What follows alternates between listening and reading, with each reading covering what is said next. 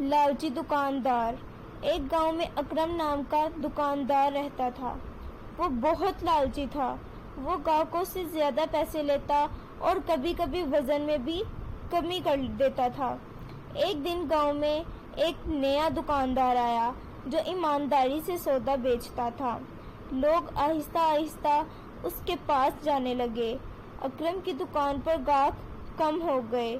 اکرم نے وجہ پوچھی تو لوگوں نے بتایا کہ وہ دھوکہ دیتا ہے جبکہ دوسرا دکاندار ایماندار ہے۔ یہ سن کر اکرم کو اپنی غلطی کا احساس ہوا۔ اس نے اپنی عادت بدل لی، صحیح وزن دینا اور مناسب قیمت لینا شروع کر دی۔ جلد ہی لوگ دوبارہ اس کی دکان پر آنے لگے اور اس کا کاروبار پہلے سے بہتر ہو گیا۔ سبق، یعنی ہمیں اس کہانی سے کیا سبق ملا؟ ایمانداری کامیابی کی کنجی ہے جبکہ لالچ نقصان کا سبب۔